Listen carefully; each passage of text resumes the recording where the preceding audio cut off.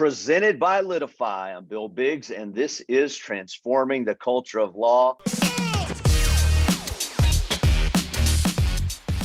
Well, I don't know if I could be more excited about our guest this week, the big Tim McKey. Tim, I've known you for, I feel like, 50 years, and I can never decide whether or not I'm going to pronounce your name McKey or McKey. What? Well, it's spelled obviously like McKee, but my dad said Mackey, and I usually do most of the things that he asked me to do, so I'm sticking with Mackey. I think it's one of the big mysteries of the PI world is exactly how to properly pronounce Tim's name. Guys, I believe this. Tim McKey should be on the Mount Rushmore of law firm consultants. This guy probably knows more people in the industry than anyone else, is as well respected across the industry in law firm consulting as anyone else, and has done more. I've never seen Tim at any point, and I have known him a long time. I've never seen this man do something that I thought was not in the best interest of his client, not in the best interest of the law firms that he's worked for. I've seen him take a few bloody noses in difficult situations, and he has the best Tim-isms. And those of us who know him well and love him well know that Tim is from Mississippi, and so went to Mississippi State University. He's a Bulldog, and now lives in Baton Rouge. And he's got more backwoods country Justin Wilson sayings that we call Tim-isms. It's folksy, Bill. It's folksy. Let's just throw the skunk on the table, as Tim would say. That means deal with the problem. That's a Tim-ism for deal with the problem, get it out there. This man is pure greatness. He knows what he's talking about when it comes to law firms, law firm leadership, and he's a CPA, an incredible financial mind. Although he tells me that he's not very good at math, which I find that to be an interesting dynamic there. So welcome, Tim. How long have we known each other? How did we meet? You made me start thinking about it, Bill. I think it's at least 20 years. I'm unsure, but I think that's about right. So, a long time. Feels like it. Yeah, that's right. That's right. Well, Tim, I'm thrilled to have you on the show. And as you know, this show is dedicated to helping law firms and their leaders and their team members develop their leadership and really create great culture that creates great teams, people that love working at that given law firm, and then also helps those law firms and those leaders serve clients in the best way possible. That's our mission. That's what we do. And so I want to talk to you. I don't know if there's anybody that's more well-versed in leadership at the law firm, the PI firm level than you are. So let's talk about leadership. I think you're an expert on the topic. I know you are. And so right off the bat, how would you define it? What do you believe leadership is? Wow. First of all, thank you for all the kind words that you said before. I'll give you the $50 I promised you next time I see you. You better. What is leadership? I think leadership is really a combination of two things. It's a combination of outstanding character and also outstanding skills.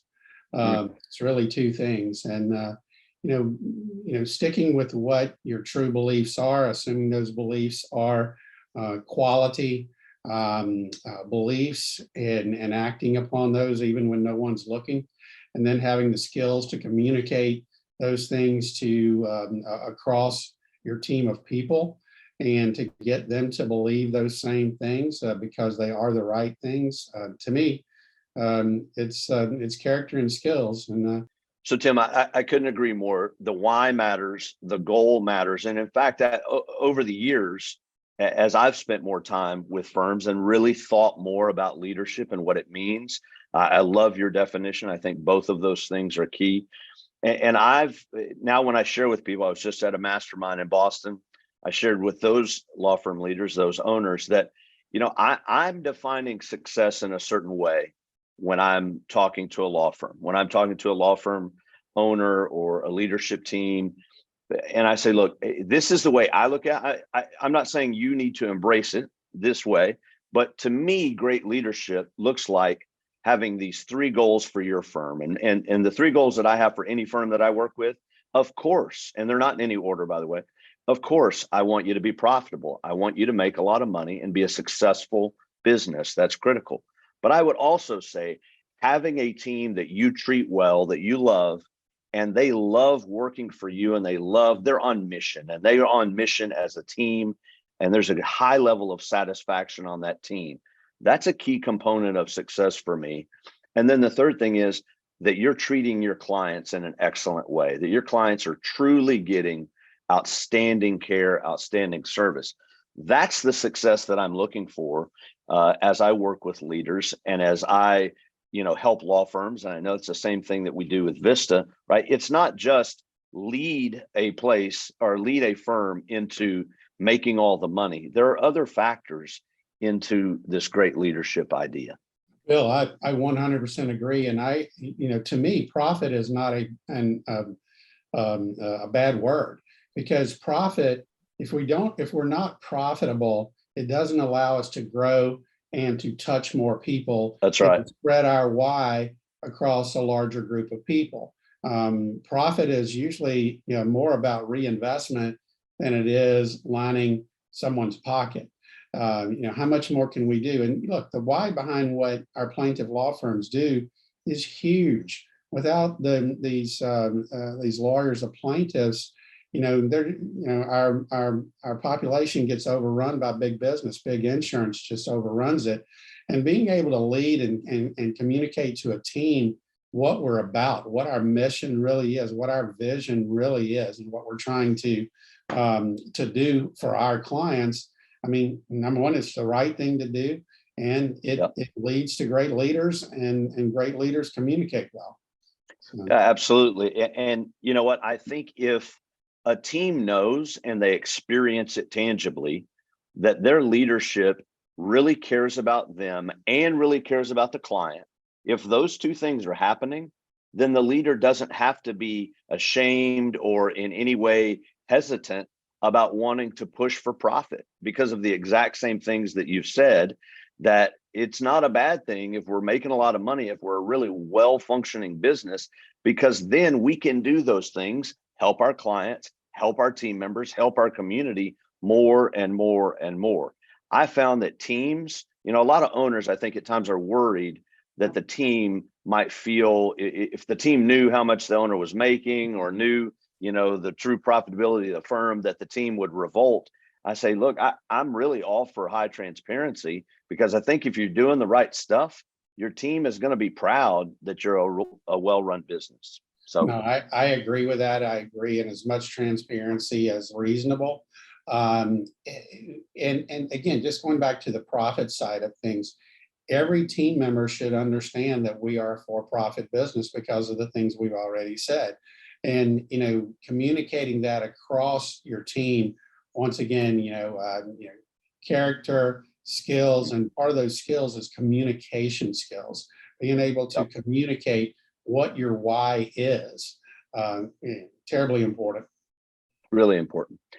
Okay, so I really do want to dig in for the next few minutes. I want to dig into your experiences, your wisdom, what you have seen out there over the years in leadership and in leaders. And of course, you've seen a lot of good leaders. You've seen a lot of bad leaders. I don't want to name names either side of that equation, but I do want to talk about the realities in the industry. And I think this is true in other industries as well. So let's talk about leadership in law firms. You've seen leaders from across the country. How critical do you really believe that leadership is for the success of a law firm? Absolutely critical. Being a leader that is do what I say and not what I do, it's just not gonna play out well for your team. That goes back to what I mentioned a little bit earlier. Even your personal life, if you're on your third jet and your fifth boat, and you're telling people they can't have Twinkies in the break room, it doesn't fly well. The communication is off. The character is off. The skills and communication are terrible. But again, that's, it's we see a hodgepodge, a good, bad, and ugly, right? When we go into Yeah. to visit law firms, I will tell you, most of them have it right. They really understand the why of what they do, and sometimes they have good character, but the skills part is what can be lacking. That's where you have systems and processes and set meetings and Yep. good protocol of how to communicate to up and down the ladder, subordinate, superior, et cetera, et cetera. That's one of the reasons we use the word team and not staff at Vista. We are a team. We're not a staff and management. We might have a management team, but look, we're all pulling in the same directions. A quarterback can't do what a wide receiver does or an offensive tackle does. They all have to Yep. work together to be successful. And that's what all this is about, whether we're in a business that consults with law firms like we do, or the law firm itself.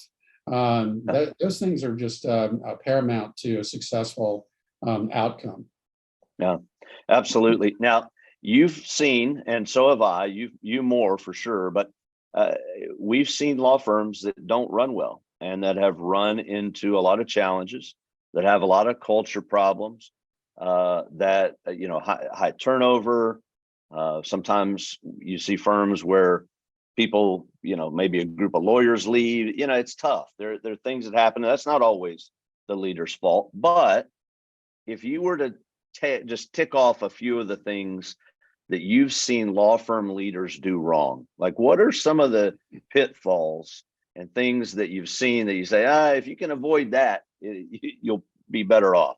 There's a long list, but one of the first things is kind of to set the premise, and then I'll go to your question, is that it is a business that happens to practice law. So you have to have those business systems and processes in place. And I've heard lawyers say, "Hey, we're not a business, we're a law firm." Well, that is the wrong premise. So when you start saying we don't need to have these systems and processes, and then you start saying, well, our team should know this, they should know that. I guess it's a Timism. I say you shouldn't should on yourself.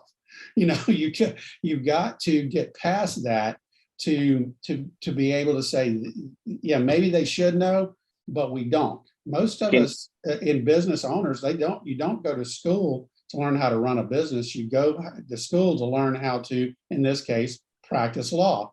So those things that are paramount to the success, quite honestly, mostly fall into the business side of how your law firm runs. Y'all have a table stake. You went to law school, you got a law degree, you got a bar license. All those things are table stakes to get you in the game. But good leaders will make sure that the processes run well too. And again, communicate the why. That's right. Now, real quick, this is a family show. I mean, we may have our Howard Stern moments. Can you repeat, just so I'm clear, what that Timism was? You shouldn't. Well, what did you say? You have owners that say, "Hey, our director of first impressions," that's the Vista lingo for the receptionist, he or she should know this, or that lawyer should know how to take that deposition. That lawyer should know how to do this. He's got the experience. He's got this or that. And I just say, if you start using that word "should" too much, then you're shoulding on yourself. Okay, that's what I thought you said. I just wanted to clarify that the word was should. Yeah. Just for the leaders. I mean, just for the audience. It's a family show. I would never do that. That's right. Of course it is. Of course it is. All right. Other things that you've seen where you say, "Hey, this is a pitfall that a leader, an owner, an exec, an attorney manager is making in a firm." And the reason I'm asking for these pitfalls is because we know a lot of our listenership is emerging law firms. They're wanting to get this stuff right. And I think learning from, and this is a Timism, learning from somebody else's bloody nose is a helpful, very helpful experience. And so talk about some of the bloody noses that you've seen out there as it Yeah, pertains to poor leadership or unskillful leadership. well, how Vista got started really is kind of I don't think it's novel in that, we went into law firms. My good friend Chad Dudley and I started Vista about, I guess, 13 or so years ago now. And we went into law firms looking for, the holes, the problems. Our work is inherently critical because we want, to fill those gaps. Yeah, solve problems. So defining, where those gaps could be, looking at what is your intake process. And if that process is not clear, then we can't assume that someone knows how to do that. I mean, one of the very first law firms that we went into, we did a ghost call where we called in and pretended like we were in a crash, and we laid out the facts, and the person on the other end of the call, didn't show empathy. It was all like getting to the next question. And the owner that we were sitting with, he actually said, "It's amazing that anybody hires us." And but I'll say this, he was a good leader because he went back and he started correcting these things and walking through every phase of the firm and saying, what are the best practices? Where are the innovations that we can put into place? That again is what good leaders do. They're not looking for perfection. They're looking for excellence. What is that next step, that we can do? What is the nugget? I call it the crouton and the chopped salad. What is that crouton that we can find that is really the next best thing? And you just keep looking for those. And that's what quality leaders do. I wish I could say that, that every leader, every law firm owner is that way. And they don't have to be, but they have to employ people who can do that.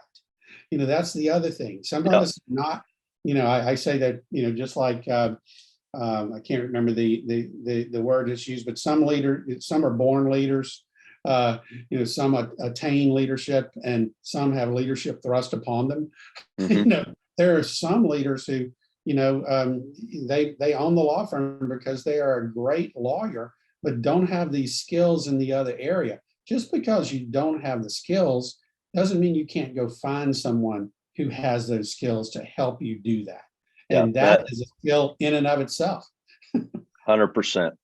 Yeah, Self-awareness, Bill. A huge trait, right? A huge need. In fact, I would say it's almost a requirement. If you're going to really lead well and you don't have a reasonably healthy view of self, you're going to have a hard time, because ultimately and I'll say a healthy view, but knowing where you have the pitfalls too, that you need to get help within that. Filling in your own gaps, right? Absolutely, fill in your own gaps. Yeah, something that you mentioned, I love. So the guy who realizes, oh wow, my intake department, my new client team is not functioning well, I wouldn't hire my own law firm, right?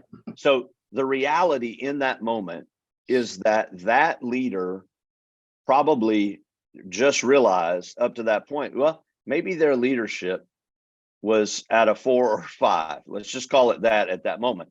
The willingness to be able to hear the information, see things for what they are, and say, and not, fall back into pride and be defensive, but say, no, I want to be the best we can be. Being honest, that self-awareness, being honest about the firm, and then saying we're going to do something to change it. He just grew in his leadership a notch. He wasn't there before because he didn't realize, he wasn't looking deep enough into the systems to figure out what was broken. But when he did, or when somebody helped him, he had the wisdom to hire Tim McKey. Then he responded to the feedback. That is a part of evolving and growing as a leader. I would say one other piece that I'm going to add to this that I've noticed so many times, and this is even with people who are naturally gifted leaders, I see it so often that while they may be a naturally gifted leader, they are not necessarily skillful at developing and raising up or understanding the necessity to bring up other leaders. And I've seen this over the years. It almost always happens in a firm when they hit about the 25, 30, 35 person mark. They are a strong leader. They lead by force of personality. People follow them. They've got momentum. And yet they start to hit these barriers and they start to wonder, why isn't it working the way it used to work? But they don't even know everybody's name. And now it's interesting that you use things those begin to numbers. break. Yeah, the right? 28, 29, 30 to 35, in that range of people, things start to break. And you probably, this is extremely self-serving. You need to go find a coach, somebody that can help you, look at this, because it's very hard to see, the picture when you're inside the frame. I have a coach, and I'm not saying you need to hire Vista, but find someone who can help you look at this from a different perspective. Because we can only see what we can see. And that's what good leaders do. I mean, Michael Jordan, he had his own, trainers and own coaches, and, you can be really, really good. But again, if you're looking for that crouton, if you're looking for that thing that is really the next step, you want to have people who can point it out to you in a way that's constructive. You don't want, and I'll talk about leaders that there's some negative, is that you don't want leaders who are dictators. You want leaders who can explain the whys behind things. It may work on your kids when they're young and you say, because I said so. It doesn't work in the business environment without taking that time to truly explain the whys behind procedures, the whys behind meetings, why you should have an agenda, why you should have a note taker, why you should review those action items at the next meeting. Those are protocols that are tried and true, and they work. I think, they absolutely work, and more and more. In fact, I'm sharing with firms out there that I think that's becoming more and more true. There was a time when just because a person was employed by a certain company or organization, it was just kind of a given. You do what your boss says, do your job. They're the boss, and that's the way it is. And it wasn't really an offensive. That wasn't an offensive reality. Just a normal kind of authoritarian, a little bit more heavy authority model. Now that is less and less and less effective. Bill, I couldn't agree with you more about that history, but I will also tell you that the highest performing firms and businesses always did it the other way. I think that's true. It was accepted to be, to have a more authoritarian view. You go to work for the plant that's in town that made whatever that plant made, and you did what that plant did. But the good ones understood the why. They understood what that product was. They understood the value of bringing that product to the market in a quality way, and the marketing that went into it. I don't disagree, but I still say that the ones who got it right and were much more successful were the ones that really took the time to talk about the whys and to understand best practices and innovations and moving absolutely forward. Yeah, I absolutely agree with you. I just think now, I don't think you can find much success at all putting a team together, having an organization that has a high authority model. I see it more and more that people, the workforce, what the social trends and societal trends, if you're not willing to express the why and to help people or to communicate well, then I don't know that people are going to stay with you long. And that means that great leaders, if they're going to be successful, they're going to have to develop those skills. If they didn't have them, they're going to have to develop those skills of being able to articulate the why and bring in, I know it's a squishy word, but they're going to have to bring some emotion and some emotional connection to their team. No, I agree again with 100% of that. I happen to believe that our population and our young people are smarter. They're getting smarter. They have more information at their fingertips. We can call them lazy because they use ChatGPT or they go and Google this or whatever, but they know freaking how to do it. And they go get that information and then they can apply it.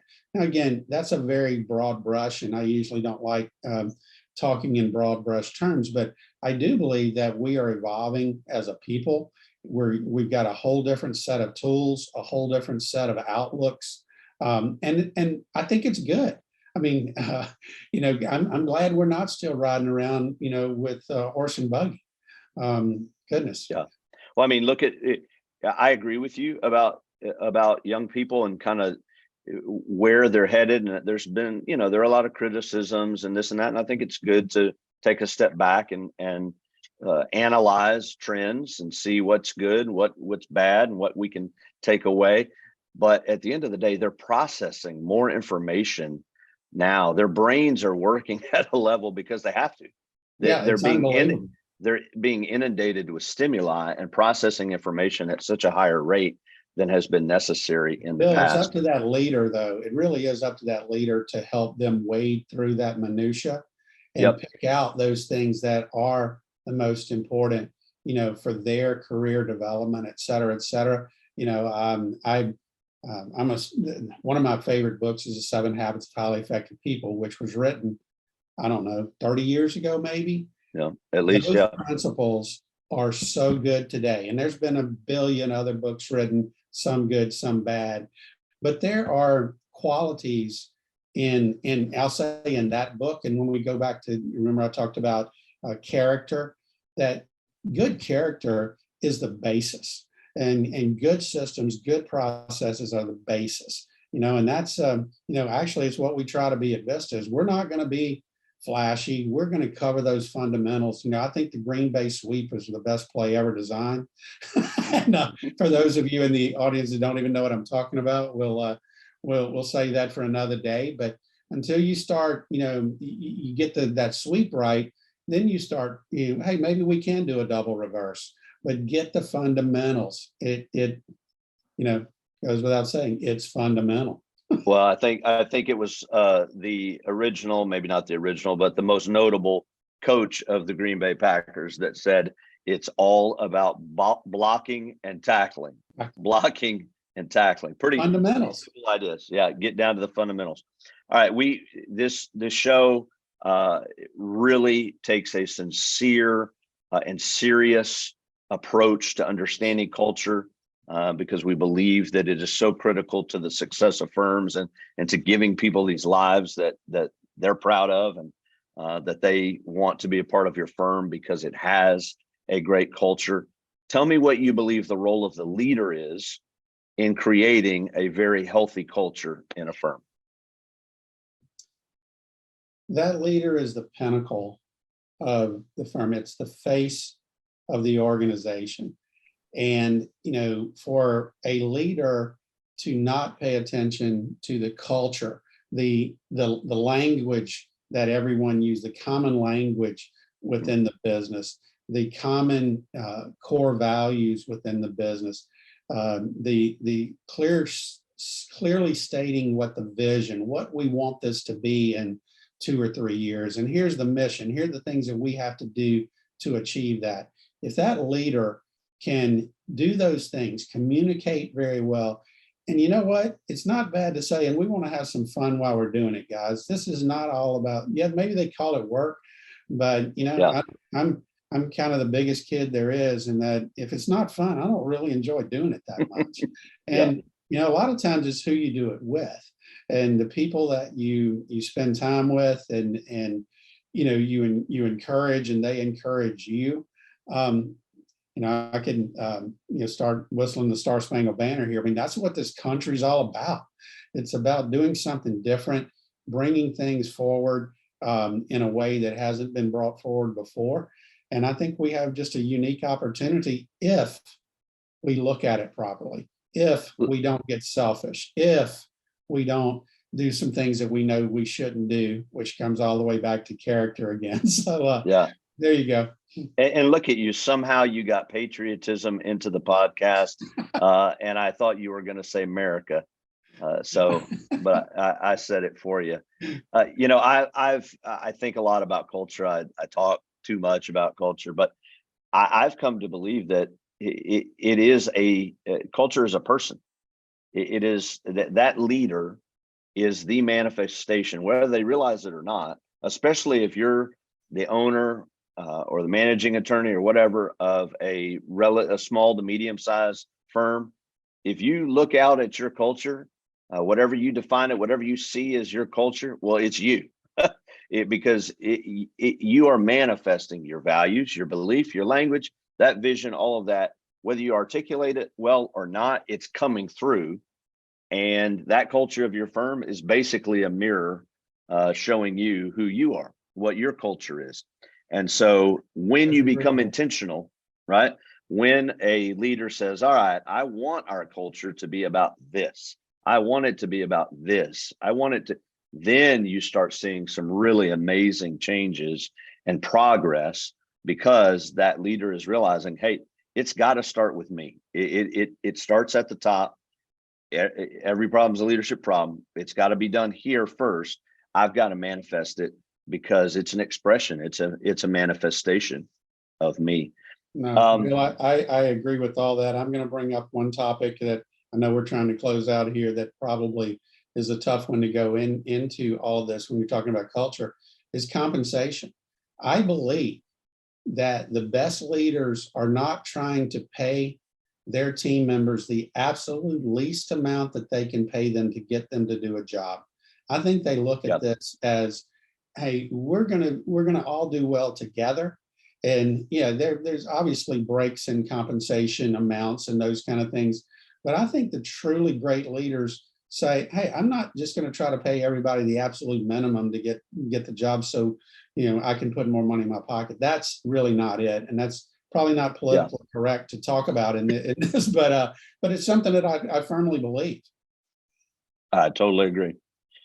Tim, I'm going to talk a little bit about our law firm leadership summit that's coming up here in June. While I'm talking about it, I want to end with this question. I want you to be thinking about it.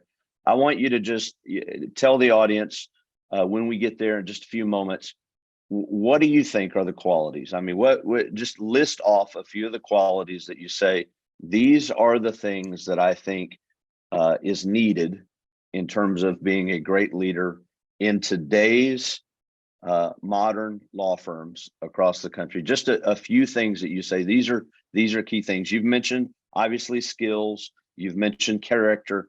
Add to that list of things that you would say, here's some unique things that I think are important if I were to define a great leader for a law firm today. So the Law Firm Leadership Summit, this is a summit, an event that I was fortunate enough to start several years ago. Then we got hit with COVID, so we didn't have in-person meetings. And I came to Tim and I said, hey, I think there's a partnership developing here, Tim, between you and I, between Vista. And I enjoyed this team. I love you. I love this team and what you stand for. I trust you as much as I trust anybody in the industry. And so let's put this thing together.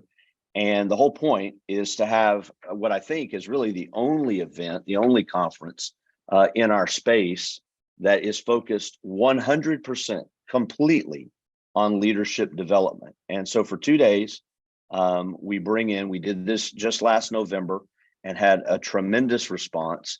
Some of the best,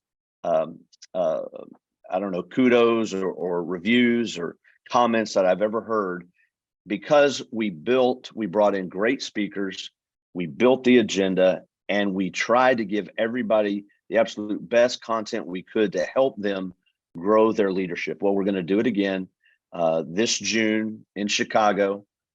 And Tim is going to actually ballroom dance with Oprah. That's going to be, because she's there in Chicago. So if you want to see Tim and Oprah dance with Stedman standing off to the side, then come on out. But we're going to do this again. We've got different speakers, new content, stuff that's relevant. It's not just going to be a repeat.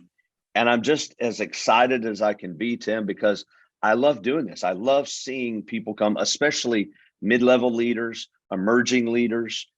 These are conferences. This conference is one that's the type of folks from your firm that you want to invite, because they don't always get to go to all the other conferences that we all go to, right? This conference is about bringing those people on up to your managing attorneys, your CEO, your COO, your owners, because these principles are impactful and true and transcendent versus on any scale, any level of leadership. So tell me your thoughts on the Leadership Summit, and then your list of a few qualities that you think make a great leader in today's law firm. I'm totally pumped about this Leadership Summit. We've attempted to price it such that people can get there and in these mid-level positions. And look, whether or not you have a team that you lead, you're leading yourself. Leadership skills apply no matter what, in my opinion. So when you were asking me those questions, I started jotting some things down, and our attendees can believe it or not, we hadn't rehearsed this at all. Nope. we're totally winging it. So these are surprise. Yeah, this is what I think leaders. I think they have values and they're obvious. I think they have communication skills. I think they're humble. They carry themselves with humility, but that doesn't mean they aren't determined and they aren't tenacious. I think all of those things together you can have. You can have humility, determination, and tenaciousness in the same individual, as long as they have those values and communication skills.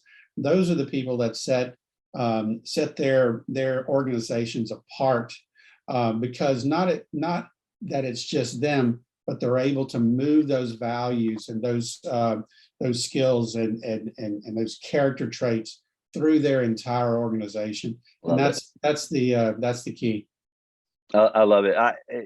I have a little twist on one of those things that you said. You talk about being humble, but also being tenacious, also, getting after it. I call that confident humility, right? I've got the confidence that I know I can get the job done. I'm going to keep going after it and going after it and going after it. But that doesn't mean that you never stop learning. That doesn't mean that you never stop listening to that coach or that other leader, so that you as a leader can get better. Great stuff, Tim. Any last thoughts? Anybody? Look, thank you so much for allowing me to do this. It was a lot of fun. I hope that there were some nuggets in there somewhere. And look, I'm a lifelong learner. I want to learn that next little step that's going to help me be a better leader, to help our organizations help their law firm clients to become more efficient and effective. That's our whole goal. So. Love it. Well, I've gotten the privilege and honor to watch Tim in his leadership, to be under his leadership, and to benefit from his leadership. This man knows what he's talking about. I love you, Tim. I appreciate you. Thank you, man. Thank you for coming on the show. And guys, again, this was The Culture of Law. Never miss an episode. We're transforming the culture of law on Apple Podcasts, Spotify, or at litify.com/culture of law. We'll see you next time.